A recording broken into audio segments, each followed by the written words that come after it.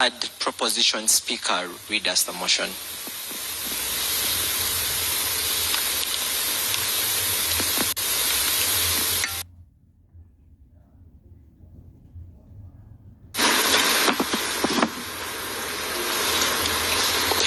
Assuming a low probability of detection, this House supports scientists who falsify data in order to exaggerate the harms of climate change. Can first opposition speaker read us the motion? Assuming a low probability of detection, this House supports scientists who falsify data in order to exaggerate the harms of climate change.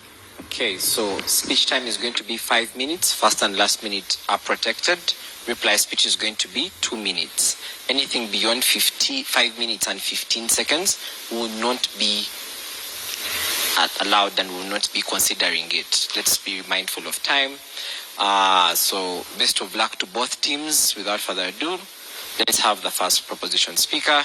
Here.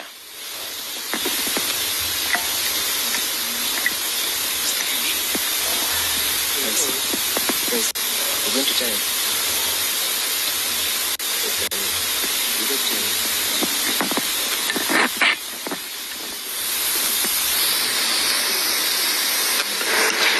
I'll begin my speech at C. A, B, C. Resolved.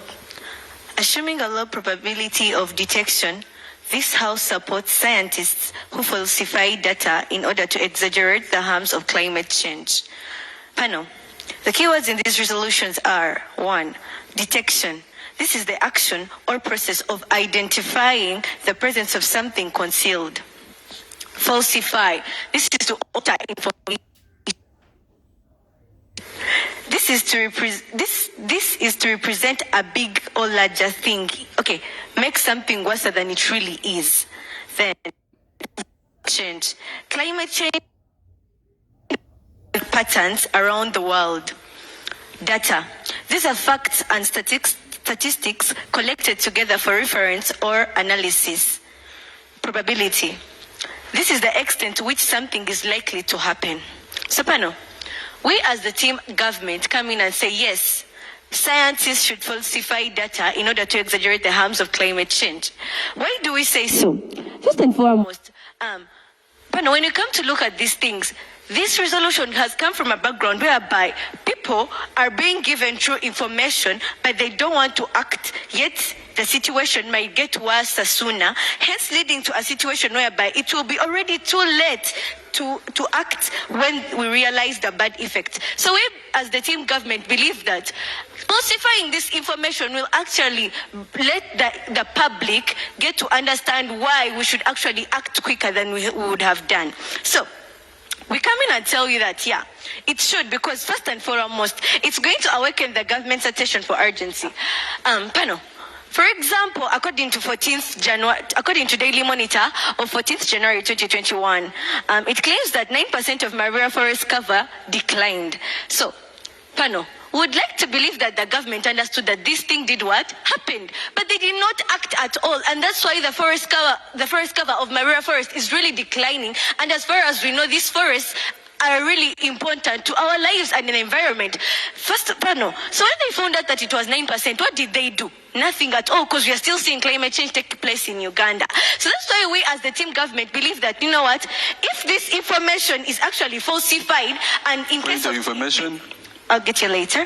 If this information is actually falsified, and instead of telling them 9%, we come in and tell them, you know what, 50% of Maria forest cover has declined. These people will awaken, will wake up, and do the right thing. So, because the government is still seeing this percentage of Maria forest cover being 9%, they are not acting at all because it is at a very low rate. So we believe that if it's at least put at 50%, these people are going to stand up and do the right thing. So that's why we tell you that the government will awaken the government's attention for urgency. We'd also like to come in and tell you that this will increase the pressure on the general public to take action. Panel, why do we a crisis, the public is going to come up and put a lot of pressure to the government, hence enabling the government to act. So, can I take an example of the COVID-19 crisis we faced? We are actually picking a leaf. The COVID-19, they used to tell people, put on masks. People did not want to put on masks. Social distance, people did not want to do so. But not until the scientists came up and told the people, do you know what?